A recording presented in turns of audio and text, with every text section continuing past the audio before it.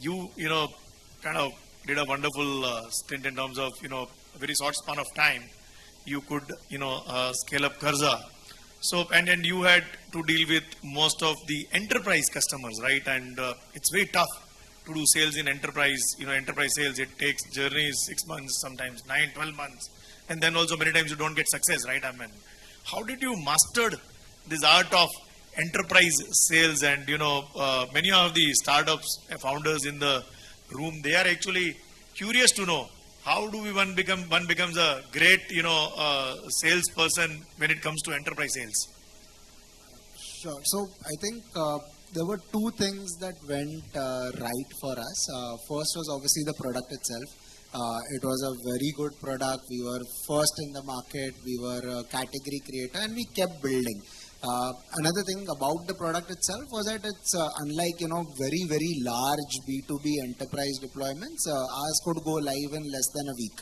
So that used to be a very good most B2B spokespersons, or rather my clients, for them it would be okay, immediately live ho jayega. I don't have to go taking 100 approvals. It's not, our ticket size used to be 1 rupee per verification, 10 rupee per verification. So you're not going and taking approvals which runs into hundreds of crores, right, at times. But I think from a cold start perspective, when we had just launched the company, none of us came from a lending background, a banking background. We've seen, and with most like a Nucleus, Newgens of the world, they've got banking veterans doing sales for them. So we had no right to win. So what led then to the conversion? Again, like I said, it was primarily naivety coupled with perseverance.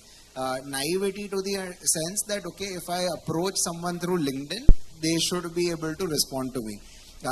In a manner where I think after a year, right, LinkedIn had started hazing profiles because they thought that I was a bot.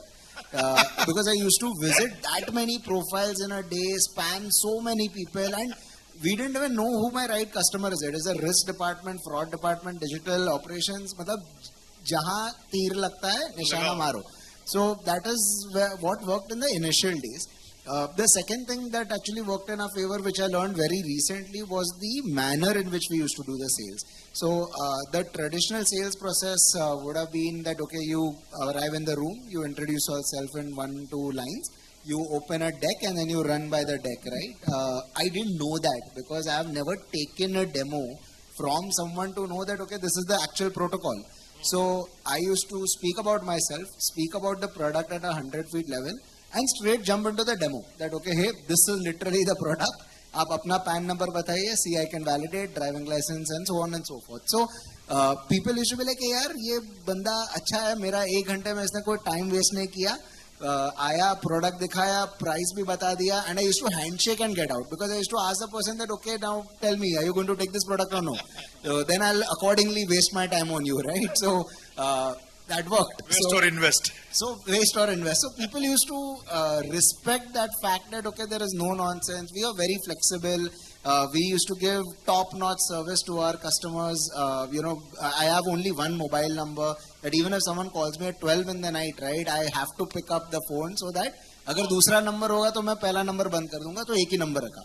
So that is the genesis or the kind of thought process through which we built our company. Oh, wonderful, wonderful. I think great, takeaways, right? I mean, and I believe that as an entrepreneur, one has to be shameless. You keep knocking the door, and keep knocking it again and again and again. Someday, someone will open the door, right? So, Gaurav, but when you kind of, started, you chose the very unconventional name, right? Karza, and Karza means debt, and 50, connotations come into your mind when you hear the word Karza. It looks like a burden sometimes, and how did you kind of, go about it? Why did you select this name? So the original idea that we had come up with was peer-to-peer lending, that there is a host of borrowers and a host of individuals, HNIs, etc., who want to lend to them. At that time in India, this wasn't as a concept existing. And just like he was solving for, Apoorv solves for, the underreached or basically absolutely, desperate folks who need to, let's say, resort to payday loans. So we thought that, okay, hey, why should Karz be such a bad thing? So our idea was going to be karza.in or karza.com. Karz buri baat nahi hai, and encourage people to take loans from our platform. Fantastic. That was you are working for us, as Yeah. a bank. Yeah, so romanticizing the entire Karza, concept. Fantastic. So, switching the sides, Apoorv, you guys have been able to build one of the largest EWA, startup in the, I suppose, in the world now, right? I mean, soon you are also getting profitable also, right? I mean, how do you, kind of manage this, right? One, you've been scaling fast. Second, you're also ensuring that, you're breaking even, how do you balance this, because many times when, founder starts chasing the growth, you end up compromising on the profitability. And, I think, but for you guys, you have been able to manage both, so maybe if you can share some, insights with our, entrepreneurs here. Absolutely. And I think there are various schools of thought. So there is no perfect way of creating companies. Ours is a particular school of thought, and it's my second time doing it. Chitresh, who is my co-founder, it's his third startup. So we come from all the learnings that we have had in the past. We had a particular view that we want to build a sustainable business. What we are trying to do here is our parents have given us a good platform that we operate out of. They have built a stable family, stable ecosystem, which allowed us to get our education and then build on top of it. The entire idea was, can we build big things on top of it? Can we build something that our parents would be proud of, and can we build a legacy around it? So we wanted to build something that is fundamentally sustainable, and we are not at the mercy of constantly raising investment the entire time. That requires you to operate with certain philosophies. You can't just indiscriminately chase growth. You have to take a look at, okay, what value am I providing to the customer? How much are they willing to pay for it? And will they continue to pay for it for a reasonable period of time? And the service you're providing has to constantly keep improving, because people's expectations will keep going up. So keeping all these things in mind, we have been a fairly frugal company, fairly lean company in how we execute. Although having a lot of funding helps you get that safety net, but we have actually not deployed majority of our funding. The goal has been that our business should be sustaining itself rather than constantly deploying equity funding. And that is where, and honestly, the entire company came together on this philosophy, and that's how we have been able to operate, and we are very close to profitability despite having amazing growth over these 3.5 years that we have existed for. And Apoorv, I remember, one conversation where we had one of the very large sovereign fund, came with a very large check, investment check, and at a valuations probably we could have not imagined even, right? And we all discussed, and probably you guys said that, we don't want, like in Hyderabad, we say nakko money, no more money now, So, how did you what was going on in your mind when you said nakko? So I think we see investment capital, again, as I mentioned, it's a responsibility. So the choice is not that whether you want all that money or not. I mean, if money came around for free, I don't think any rational person would say no. But I think it comes with a lot of responsibility and promises that you're making to the other person. And the way we are going, we don't want the business to need money. We want to use money for very, very strategic reasons. And we did not have a clear strategic reason for taking that kind of investment, and therefore we did not. Although it does help purely from a moral perspective, it's an amazing validation that massive entities are willing to take a bet on you, and then they have seen the kind of success that you have created and the team has created, and they want to become a part of that story. So as flattering and as helpful to the morale it is, we did not want to undertake that responsibility. We feel like with the existing investors, with the current capital that we have, we will be able to give everyone a great success story at the end of it, and that's what we want to deliver. Oh, fantastic. I think the respect for capital and judicious use of capital, I think, are the two important aspects, which every entrepreneur should probably learn. And we have seen people chasing only valuations and, the funding rounds. But here comes, the story where, people are conscious about, valuing each pie of the capital you raise from the investors, right? So very well said, Apoorv. Thank you. Turning tables, Gaurav, I had the privilege to kind of, work with you at very early stage, in your journey. And I still remember those days and, the kind of, passion you and kind of Omkar, you brought on the table. And I remember one conversation where I think both of you guys were actually, putting your house on mortgage and, taking a loan, right, to invest into your startup rather than going to investors and ask for money, and that point in time in those conversations, it clicked me that, hey, here is the founder who is willing to put everything on the stake, for his startup, right? And so itna commitment, itna convince, confidence, kahan se laate ho aap, and that early stage, Fair. I think it will be the third time I'll say this, but naivety. But to be very honest, I think, see, it's not that we didn't go out to raise money. We tried, but we failed miserably. We now two chartered accountants starting a tech company with no lending experience in lending, no banking connect, selling B2B software, etc., etc. It's a recipe for disaster, right? If I had to put in money in bunch of guys who are, trying to sell me something like this, obviously I wouldn't. So, and that's what happened with most early stage VCs, right? So we said that, okay, so yahan se nahi kal rahi hai, you try the second best option. So we were utterly shameless, right? There was no stop word or there was no give up word in the dictionary. So initially we said that, okay, if other people are not trusting us, let's just take loans and put in. So my dad had borrowed from some client, Omkar, mortgaged his house to basically run his house and fund the company for the initial MVP.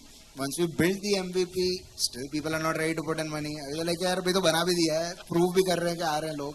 He said, theek hai. So then we went to angel route, right? So angel also, we raised just 2.5 crores, which I know it's a big amount for us, at least it was definitely. Small amount when you compare it here. But it was, for that we diluted 33% and we raised it from 21 angels. Okay, and 21 is the people who they agreed to give money. Actual count is far, far greater. So for a good 1 year, I would say that I was just begging in a suit, and I think it was just the fact that we were not ready to give up, right? As your agenda also said, right, that perseverance. So I think somewhere that saying is there, right? Universe will work with you to make it happen. Literally, so I think to a certain extent, yes, naivety, etc., is appreciable, but it's not the right recipe. But having said that, you need to be. Fortune favors the bold, right? And sometimes you have to also be foolish to be bold. So that worked. Of course, now let's say if I have to do this again, I will think 100 times. I'll do my research. I'll do TAM understanding. The entire workshop, jo apne ko pata hai, right? That what is the right formula to at least, let's say, build a company or build a business, build a dhanda.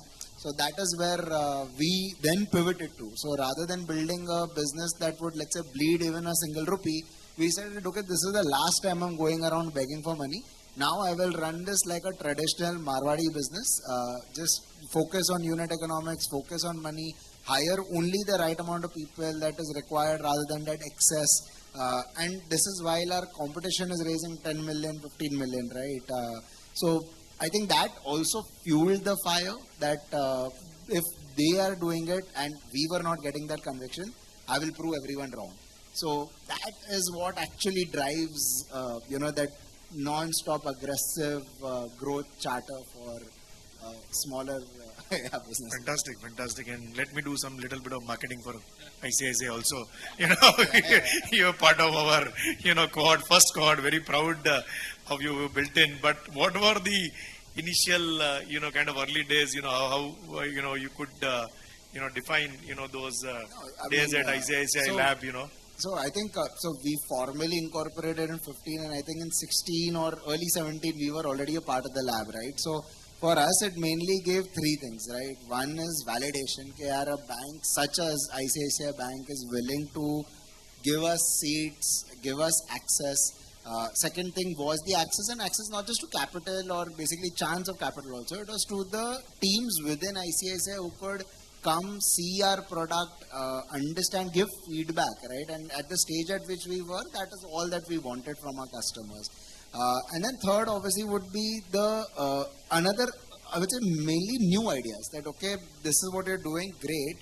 तुम ये भी कर सकते हो क्या? Can you also solve this for us? So I would say that close to 90% of Karza's products came from client feedbacks, and obviously the cornerstone or the foundation stone was laid by ICICI. Thank you, Gaurav.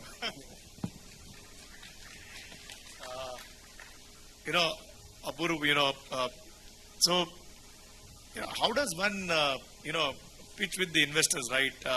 And you guys raised, from one of the top, global funds of the world, right? I mean, these are great marquee investors. It's not also about capital, but also getting the right set of people on your capital, right? And many of the entrepreneurs here in the room, are in their, early stages raising, funds from investors. So maybe some kind of advice or how one should approach, when they want to raise capital. I think there is easy capital and then there is smart capital available out there. So there are a lot of people who are in the market to invest. And as entrepreneurs, when you go out there to raise funds, you will encounter people who realize the potential of your business and are willing to come into the picture. Our take on taking investments is we try to bring on board people that we look up to. So just to give you an example, our first investor was QED Capital, which was basically the team of Capital One Bank. So they created this massive bank in USA and they are operators. So basically they created a company. And after that they started investing. Those were founders that we looked up to. So Nigel Morris, for example, we looked up to what they created and we were deeply inspired by what they did. And in fact, that turned out to be one of our best decisions because they continue to be great mentors in what we are trying to achieve. So from a capital perspective, yes, do look for capital, but I think what is equally more important or more important is the kind of mentorship that your investors are able to bring on the table. Same with ICICI as well. It's a brand that we look up to what they have been able to achieve in India. I mean, we are all well aware of after ICICI started, how they were able to build this entire at this point, pretty much a massive part of the financial ecosystem. We looked up to that vision, and bringing on board someone like that allows us to keep ourselves grounded on, okay, there is a lot of distance to cover, but also lean on the right set of people, ask them questions which are important for our own growth, also take feedback. They are the ones who will be telling you that, okay, you are being stupid here, or this is actually a good decision that you're making. So basically just having that shoulder to lean on is equally or more important alongside the capital. That's how we look at it. Oh, wonderful. I think so. The role of mentors is equally important. While, if you get capital and mentorship both at one place, go for it. Right? That's the takeaway. So, I think we have now 15 minutes left, so what I'll do is, maybe one round of quick, advice or, to the entrepreneurs in the room, maybe, and then we'll open it up for questions, from the audience. So Gaurav, what would you kind of advise to our aspiring entrepreneurs? So I think for the folks who are still in college, I would recommend, unless you are on a groundbreaking idea, which you believe will genuinely change the world, and I would say historically, yes, you know that you're smart, the world has acknowledged you're smart, you can definitely go for it. But for 99% of the cases, I would recommend that spend the first 2 years in a large company or a growing company, so that when you start a startup, you know where you have to go. Right, so your destination is clear. The second thing I would say is that don't look at, and again, no offense, but don't look at fundraise as a milestone or as a, कि boss ये तो करना ही है. Let's say basically, I don't think Dhirubhai Ambani ever went to, like, you've not heard those stories, right? Or most of our, let's say an Ashirwad pipes to,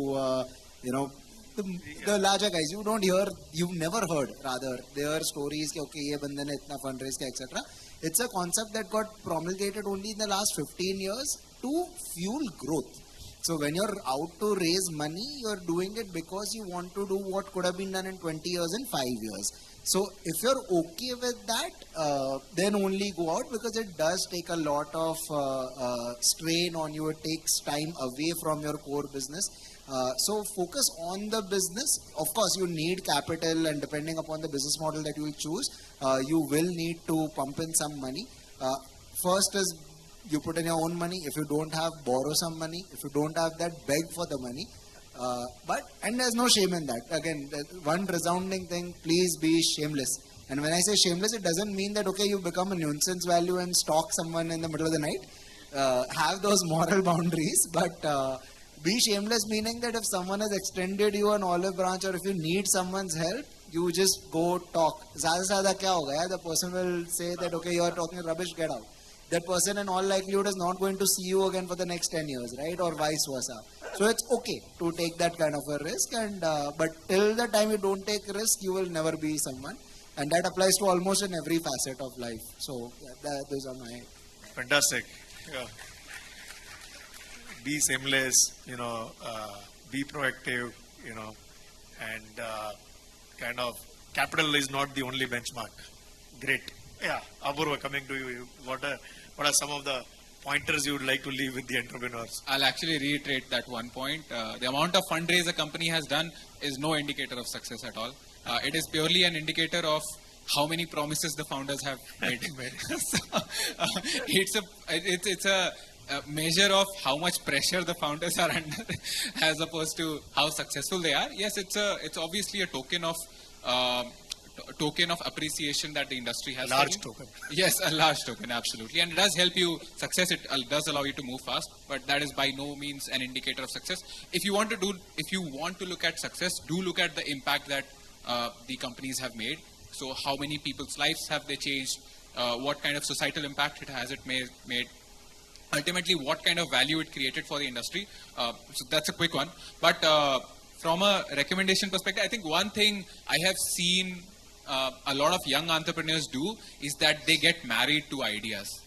Yes, entrepreneurs are very passionate about their ideas, but it is not a marriage. Please do realize that. You don't have to keep working on the same idea. In fact, first thing I and Chitresh, when we met, we discussed is that, okay, if this idea does not work on, we'll move on to something else and build something else, right? It's extremely unlikely that the first idea that you pick ends up becoming a blockbuster, and it's more, it's also being humble about the entire process. It's almost like you are not clear, you're not omniscient to realize, okay, this is the perfect idea which will work out. You have to be humble. It's always a process. Do start somewhere. I would recommend, I think startup is the best way to find your true self. That should be the true reason to start up, is that it allows you to discover so much about yourself. You struggle day and night, and you will deal with scenarios you will never encounter in a large and comfortable setup, and it will allow you to realize your weaknesses, that, oh, I could not handle this situation, or when I got under pressure in this situation, I messed up. I have messed up a lot of client pitches. I have messed up a lot of investor pitches. A comic story. We were pitching to an investor based out of UK. Those guys are very passionate about their football. I went into that meeting and I was just out of... I was a techie, right, through and through, and we don't tend to wear formals like I'm wearing right now. I've learned over a period of time, obviously. But I went into that meeting wearing a Brazil football jersey to a UK investor who is very, very passionate about their sport, right? So I have made mistakes. you have to be humble about the fact that yes, you will make mistakes, and the best way to improve is to actually arrive at that conclusion that yes, I'm bad at this, and improve it. But go through that process on your ideas itself. Please don't get married to the first idea you have. Be open, be humble, and keep working and keep iterating and improving the ideas that you have. Wonderful. So to summarize, focus on value creation. Don't get married to ideas. Remain open for pivoting.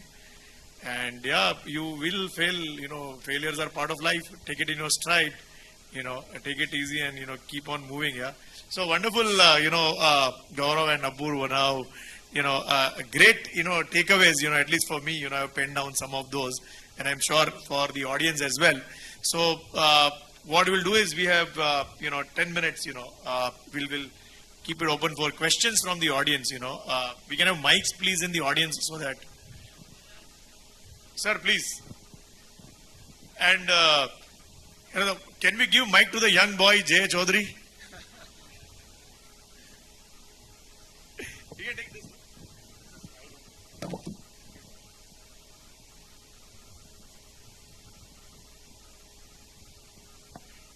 I also want to ask shamelessly one question. Please, sir, go ahead.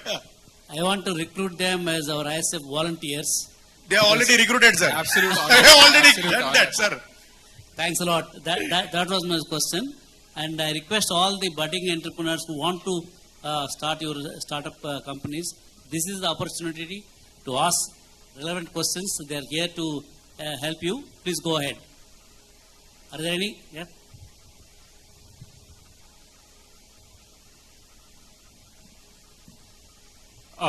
Thank you so much for your time. I'm Jayasurya. I'm in fact here with my co-founder Rohan.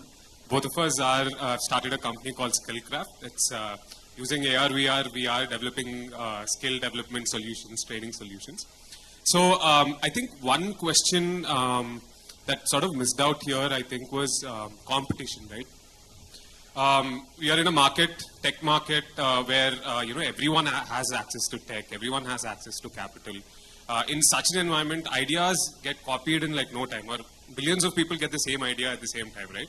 So how did you go through that? There are people who say, hey, we have heard about this idea, or there's so many companies that are working on it, there are banks that are working on many fintech ideas, etc. So how did you navigate through competition? How did that go? I just wanted to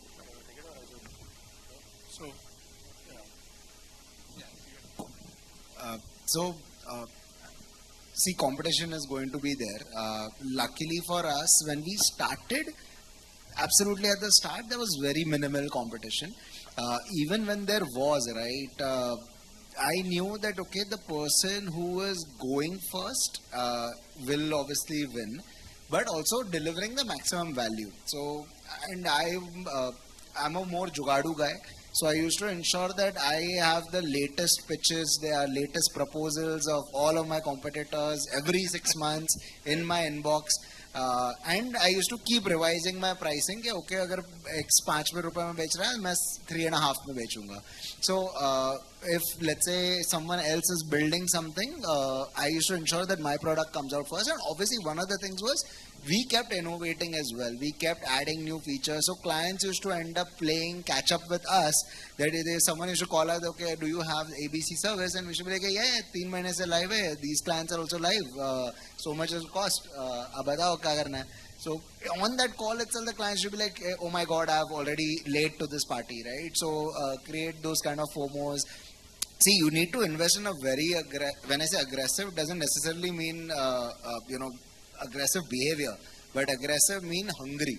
A very hungry sales team who is extremely motivated, and not just monetarily motivated, they need to have a motivation level above that. So till such time that you understand your competition as much as you understand your own company, and your sales team is deeply motivated, you should be able to fare. And obviously keep innovating. That is something that is. And I think the other important aspect is execution. I mean, see, we see so many players, right? They enter the same business. Electric car, is not something, most of the top car companies in the world didn't knew about. Is it a new idea, electric car? you know, Tesla kind of built that electric car. It was not a new idea. Execution. I am willing to give you idea. I am willing to give you capital. Are you focused in execution? Are you able to execute it well? That's it, you know. So what differentiates is not idea. Idea does, you know, is important, but to my mind, you know, more important is execution. You know, that's how one should look at it. So the way to beat competition is give your strategy to all your competitors that this is what we are doing. You know, we publish it on our websites. Sometimes, you know, maybe you can go to ICICI Bank website. We have all strategies which are listed, what we are doing, what we are going to do. Everything is there on our website.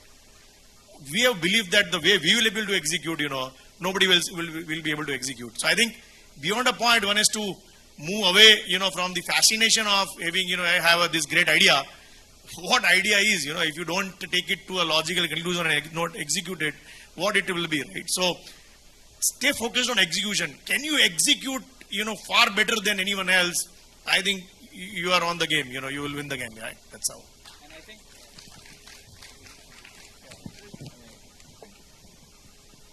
please do take care of one other thing. Absolutely, these are absolutely the perfect points. On top of that, I think it's also about the entire discussion here is about perseverance. What we have seen, in fact, that is such a pertinent question every time founders meet. And we were, in fact, immediately before this discussion, this was the thing we were discussing, how many times we got copied and what did the competitors do. We were just listing down our stories around it, right? And it will happen. It will happen 5, 8, 10 times. I think the only thing you will see is, at the end, we were the last people standing in that game. It gets very tiring, by the way. Every second month you will have a new competitor popping up, trying out a new strategy, something around that, right? But do realize that there are humans on the other side as well. They are not, they don't have a special capability that they are coming with. So what you are executing on, if you are tired, they are tired. And at the end, it is about keep continuing to stand and continuing on that journey. So yes, you'll get tired as well. It's a very tiresome process. I'm repeating that word because when you do face that, it's very easy to start giving up. But that's what will end up pretty much deciding the winner. Otherwise, whether you are the first mover, then you have the first mover advantage. If you are the second mover, you have the second mover advantage. There are ways to win from any position, and you will continue to explore that as smart founders. But I think the common element will be there. You can't get, I mean, even if you're tired, you can't give up. Yeah, I'm an engineering leader like Apoorv. So again, a naive question because the other two in the panel are purely financial guys. So as an engineering leader, when do you go for a funding and how do you price yourselves? So why 100 million is the target that you have set for yourselves? So that's the key aspect. Yeah, so, sorry, if I understood your question correctly, as an engineering leader, you're trying to understand how do you go about the entire funding process, right?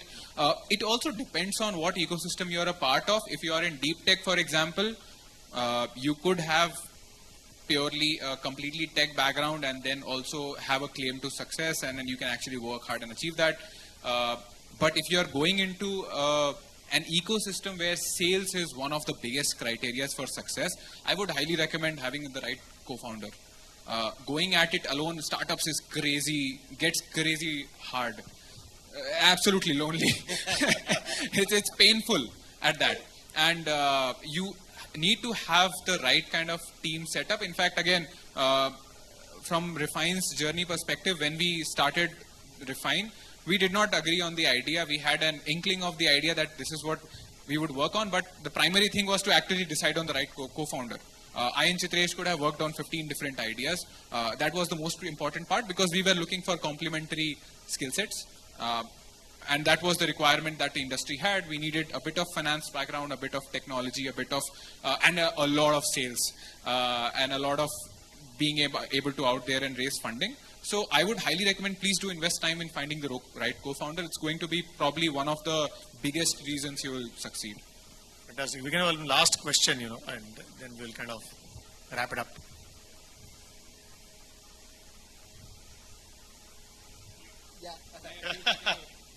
working or what? Yeah, please.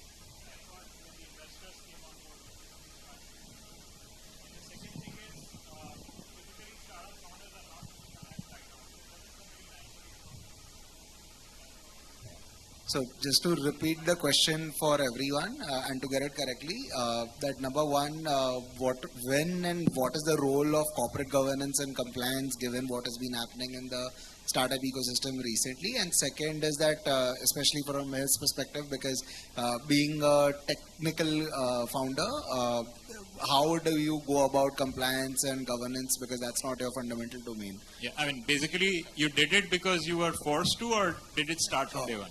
No, yes, I think, see, because both the primary co-founders in my case were chartered accountants, so automatically that's all that we knew, right? We were ensuring TDS was being filed and so on and so forth, a little more than what we should have. However, where it worked for us was when our acquisition conversation was happening, we got acquired in less than 60 days because my auditor is KPMG, so tick mark. Literally every TDS, there was no way that anyone could find any flaw, which is usually the reason why these processes get delayed, and that is true even for fundraising. There are certain remedial measures that you can do post facto, but it depends upon how the gravity of the situation. From a tech perspective. Yes, so that is an acquired taste, absolutely, because as techies, the entire idea is to innovate as fast as we can, right? But it also comes from an intent perspective. There are two parts, compliance and governance. Governance comes from a more strong intent that you want to build something for the long term.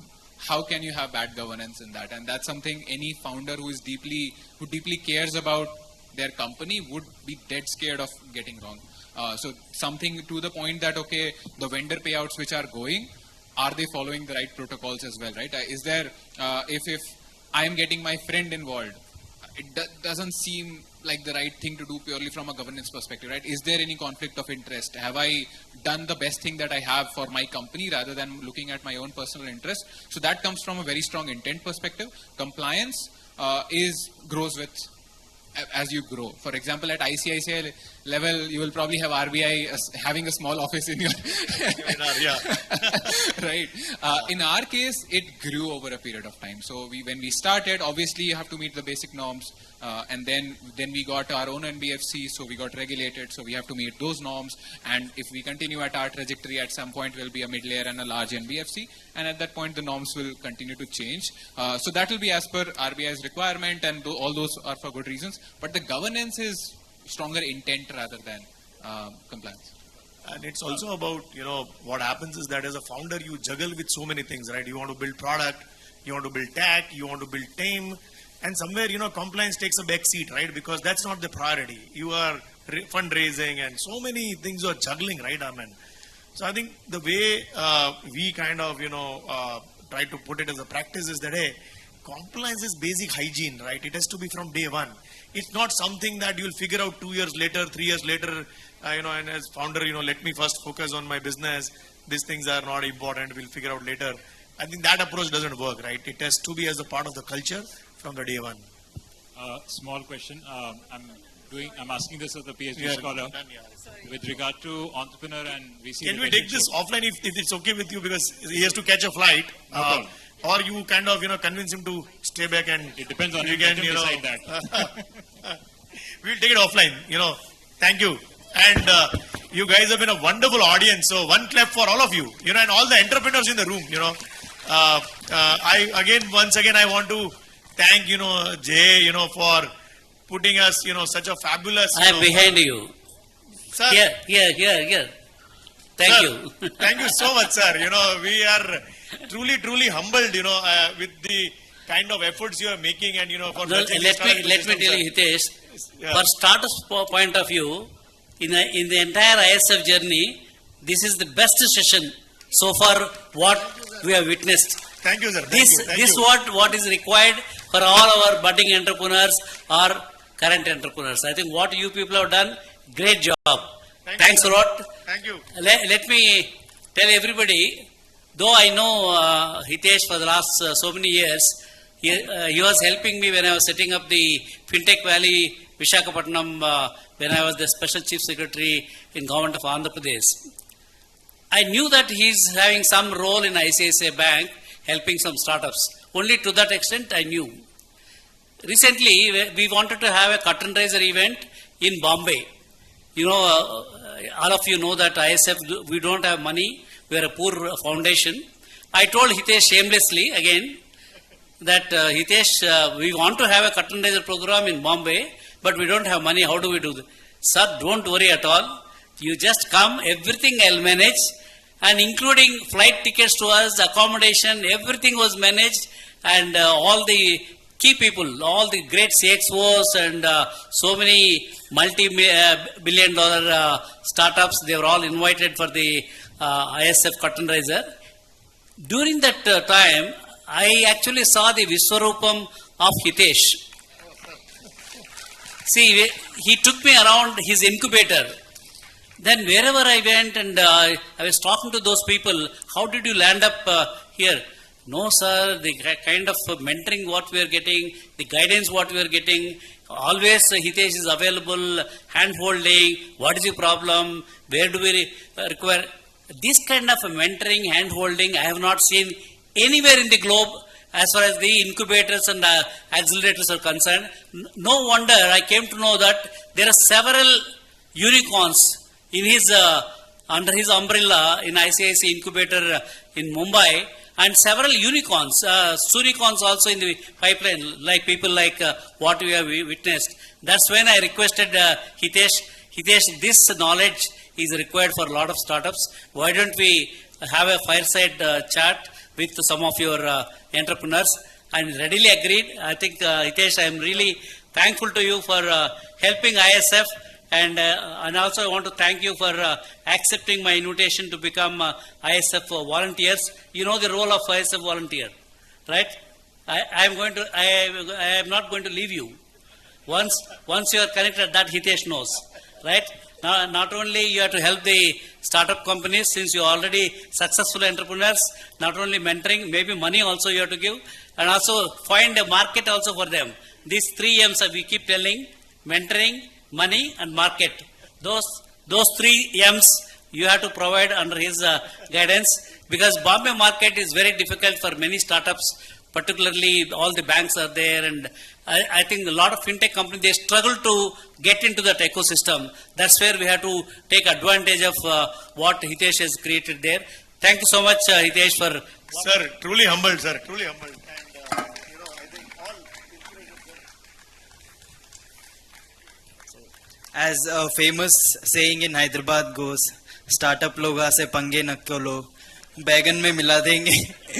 So a very fun, energetic session, and you only see the flashy headlines in the news, but the struggle they had gone through and the effort, the blood, sweat and tears they have put in, it's all an embodiment of a true story of resilience and a relentless pursuit in the startup space.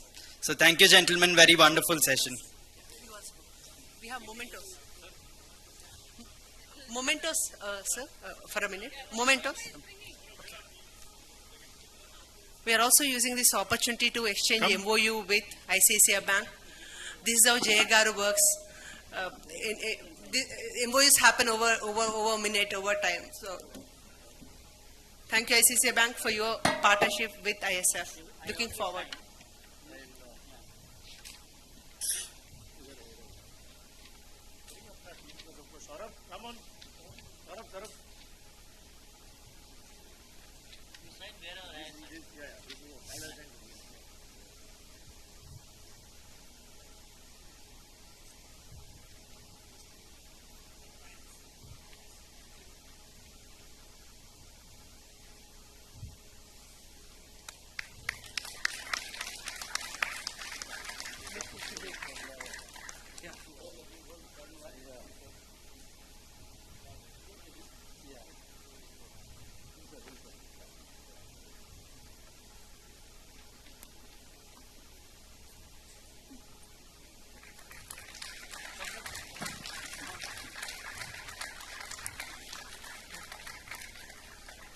We would also request Jay Garu to hand over mementos for Fireside Chat speakers.